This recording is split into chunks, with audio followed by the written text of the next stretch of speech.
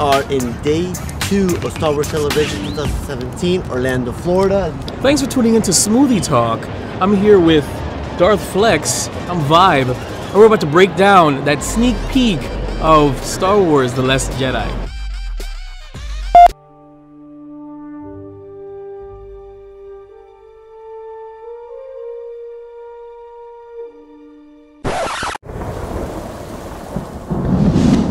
Thanks for tuning in to Smoothie Talk, the sequel. Cheers. Cheers. I'm ViBE.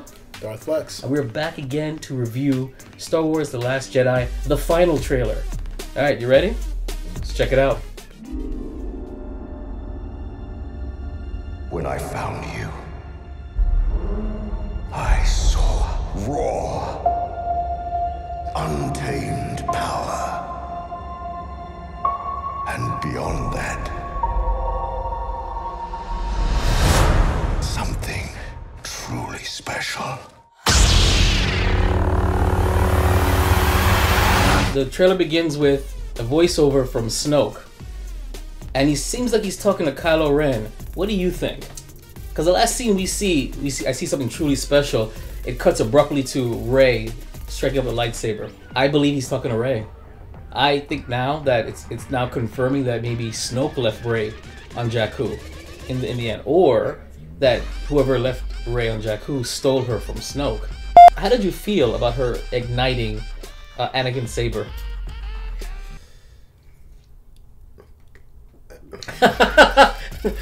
Tell me how you really feel.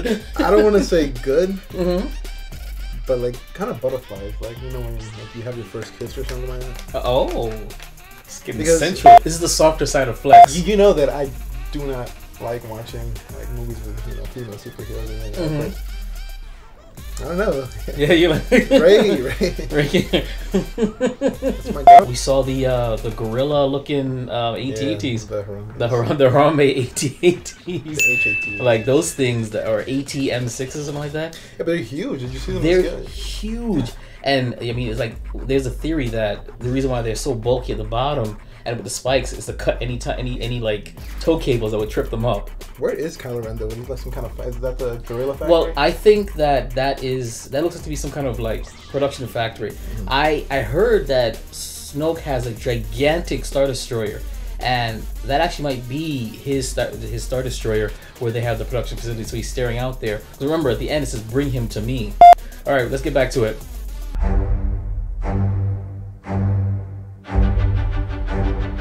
Something inside me has always been there. But now it's awake.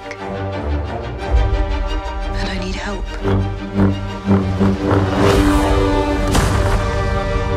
Now we're seeing Rey's journey with Luke. On her voiceover saying that she's always felt something deep down inside. What did you think about the imagery that we're seeing here, the training and everything? The Jedi Trials. Right. It kind of reminds me of Jedi Outcast. You go through Jedi Trials and you see all the evil and stuff. Or actually, no. Luke's Jedi Trials is kind of a quality Jedi Trials on Dagobah, where he walks into the Cave of... Cave of Wonders? Yeah, Cave of... And he sees Darth Vader. This is just Rey's version of the Jedi Trials. That looks so. Now, you see that she looks like she's approaching those books that Luke has inside some kind of cave. What do you think that's about? The Book of the Will. If the Force is really that strong with her, where she's cracking the grounds. Let's talk about that. So she's swinging it, and she just barely touches a rock, and then the power, I guess, backlashes and cracks. You see the shock on his face. I don't know if I like that, because Luke is supposed to be the man, the Jedi. You know, why is that shocking you? Maybe if you do a chin stroke like Windu used to, but like a shock. Luke's been through a lot. Luke is still a person. He's still emotional. You know he doesn't follow the original Jedi code. He can't let us in that. He's been hurt, man. He's been hurt. No, but I mean, it sounds funny, but he's been hurt. Luke has been scorned.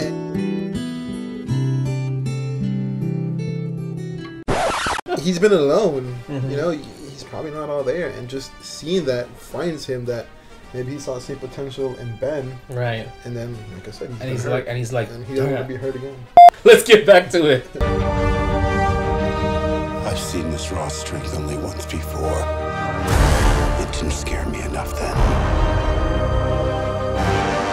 It does now. look at the look on his face. Like that's fear. But why? A, Jedi shouldn't have fear. B, you're Luke Skywalker, man. You did see his hand pop out of the building, so it looks like he was there. Terminator style. Well, he was. At Celebration, I thought we had discussed that maybe he came back to his temple and found it like that. This is now showing that maybe he was there. Maybe he was sabotaged and incapacitated long enough to have it done to his temple. Because if he saw this happening, he wouldn't see him kneeling down, upset, defeated. It had to have happened without his being there. I absolutely agree with that, because it is Ben. It is his nephew. Right. And a Jedi should not love being emotionally connected. And that's what compromised him, and that's probably why that was able to happen. It goes back to what Mark Hamill kind of hinted at, saying that he didn't agree with where they were taking Luke Skywalker. I think this is what we're talking about, is that Luke Skywalker shouldn't be this scared, maybe, you know, or maybe this hesitant, you know, maybe stubborn, maybe playing a game. But this is not what Yoda did to Luke. This is Luke really saying, you know what, I left for a reason. Dude, and Mark Hamill sells the crap out of it. I mean, you can generally see fear. Oh, no, absolutely. And I'm not saying anything about the acting. I just don't agree. I'm just saying, like, yeah, looking at this now, it's like, yeah, like something really something bad happened. Let's get back to it.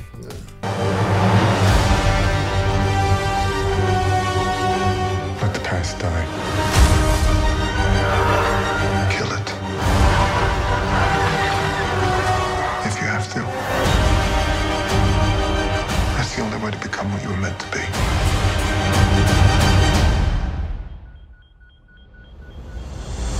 Let's stop it right there. Okay, so we're back to Kylo again. You see his scar has changed a little bit, but are you digging that blackness he got? Do you know what that looks like? What does it look like? Now we use tilapia skin to help heal skin and burn something like that. Really? That's exactly what it looks like. You just put some fish skin. Maybe it's like some Mon Calamari skin right here. It's a trap! You know, to be who you want to be, you gotta get rid of the past, even if you have to kill it. You see him crush his mask. His conflict between the light and the dark. Okay, and you think it's manifesting itself as him crushing the mask? Like, I think him crushing the mask is the dark side being angry that the light side is entering. Not the right word. That the light side is taking such hold with the woman. Really? Yeah, that's what I think. By the way, she looks great, man. We're looking at a screenshot of Leia. She does look good. She looks better in this than she did in Force Awakens. Yeah, she does.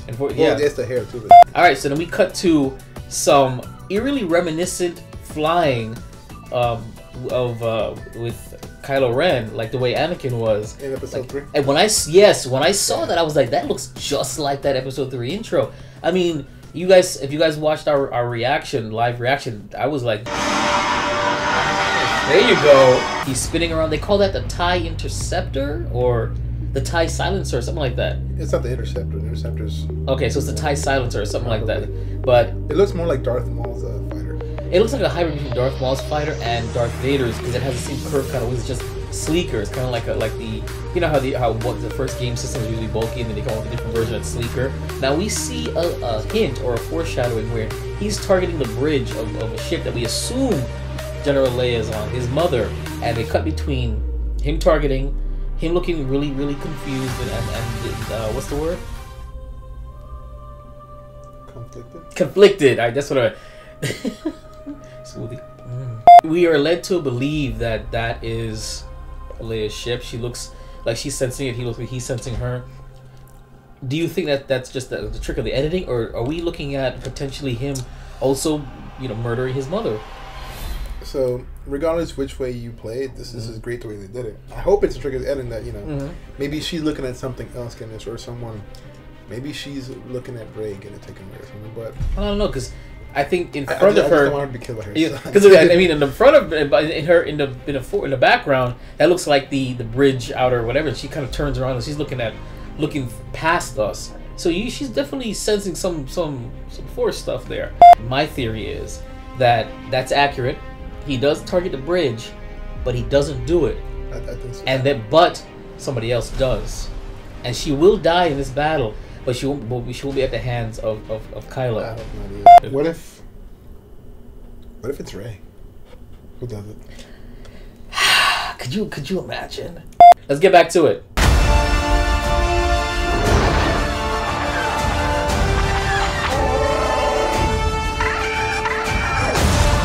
are the spark that'll light the fire that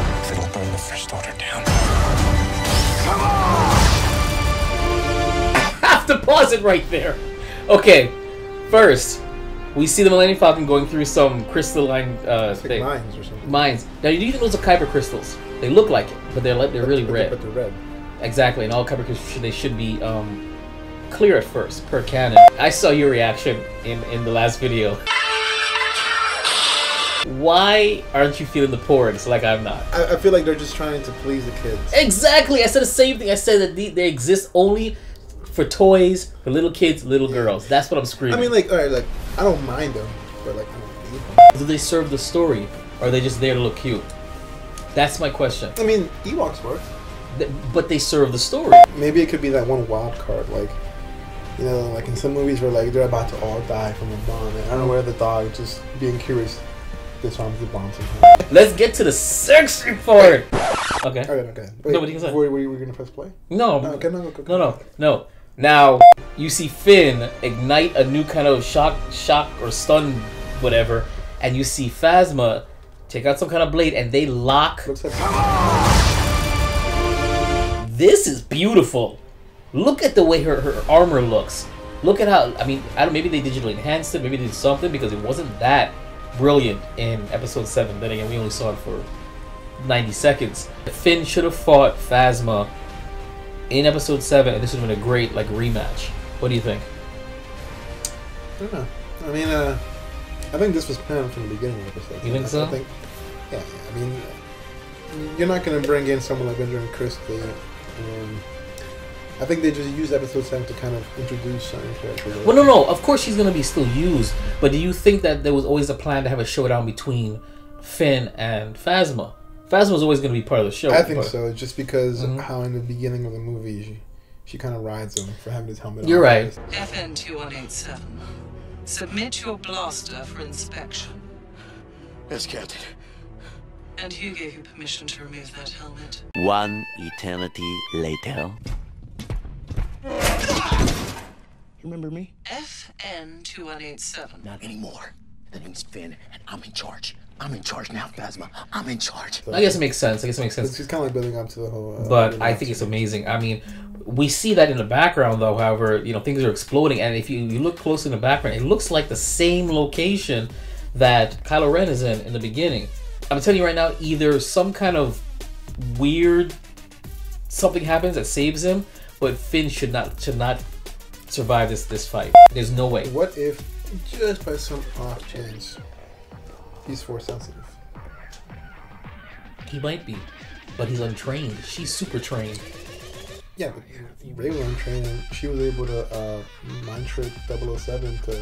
That'd be cool if he goes, oh, and he gets that like force bubble and just flashes out. Oh yeah, like in Force Unleashed. Yes, they should bring some of those powers. I mean, you see something like some real urban, like something really cool. I don't know what, He said like, something really urban. Let's get back to it. This is not going to go the way you think. I'm gonna stop right there. Now that space battle seems legit. Now what I liked was that Afterburner that you saw in one of the X-Wings. What is that about? Unposed X-Wing? I mean, what? I guess it's only for the new X-Wings, right? I think he's in a prototype X-Wing, because if you look at it, it kind of looks a little different. The original X-Wings only have the X-Fault. They don't have something in the middle. Exactly. This one has like it blows in the beginning. Are those ice wolves? They're like cats. Like Ice cats? Like, what's that about? So we see Luke, he says, this is not going to go the way you think. Who do you think he's talking to? Rey. You think so? I think she thinks that she's, gonna go either take down Snoke, take down the First Order, or turn Ben. Let's get back into it. Bam. Fulfill your destiny. I'm gonna stop right there. Fulfill your destiny. You hear Snoke again saying, fulfill your destiny. You see the Harambe MTX M6s closer now in the daylight, and that's amazing. I feel like they're gonna be really hard to take down. I feel like they're not gonna be taken down at all, though. Who do you think Snoke is talking to when he says fulfill your destiny? Part of me wants to say Luke. Mm-hmm. Right? I mean, because Because of the that's prophecy? that too. Well, what prophecy? He wasn't the chosen one. It was but Anakin. he's supposed to bring balance to the Force. It wasn't him. It was Through Anakin. Luke and Leia. Okay. I think he's talking to Rey. I'm telling you, I believe Rey was his He original probably choice. is. I kind of just want to say Luke because I think it'd be cool, but I think he is talking to Rey. I think he realizes that Ben is emotionally compromised. He's no longer useful. He's no longer able to tap into the dark side as he wants him to. And Rey, being so strong with the Force, gets so naive as far as, you know, with her emotions. You see a piece of Snoke, the real Snoke. I'm surprised that his skin looked so human. Yeah. But what do you think he's doing to her? You see her writhing in pain. Maybe he's putting back all those memories and all that vision that she had like in her head, and it's just too painful for her to understand what she truly is and what she is truly supposed to do as far as her destiny is concerned. Makes sense. I think, like I thought originally, that Snoke's original purpose for playing with Ben is that he wants to either siphon off his power to heal himself or strengthen himself, or he wants his body. He wants to transfer his essence. I think that might actually be Snoke trying to transfer his essence or siphon off her energy force and take it. Let's continue on. I need someone to show me my place in all this.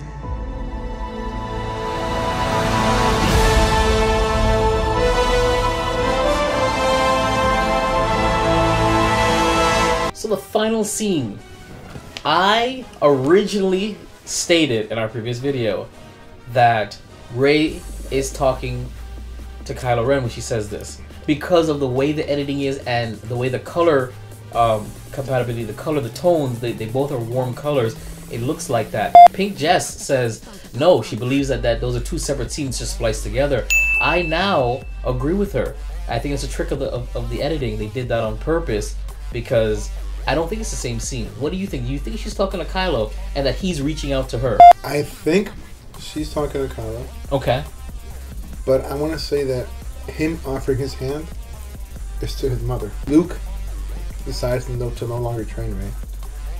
Okay. And Rey seeks either Kylo or Snoke for guidance. Comment below, guys. Tell us how you feel about the trailer, what your reactions were. Don't forget to check out our reaction video. You know, even though Flex had to leave in the beginning of it, we have his part at the end. It's freaking hilarious. You gotta see his face. This has been Smoothie Talk. I'm ViBE. Darth Flex. Cheers. Oh, no, he finished his. Yeah, this is the one. And thanks for tuning into the sequel. Geek Bros.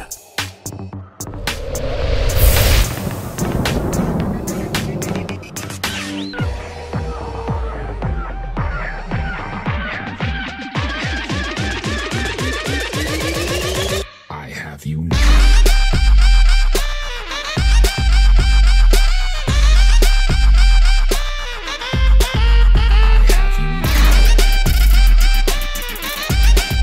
This is the softer side of Flex. I want you guys to screenshot this, save this. You ever get any softer than this with him? I think it's because of all the track and field. My testosterone levels are so low. Oh yeah, so the estrogen is kicking in? Yeah. How are your nipples feeling?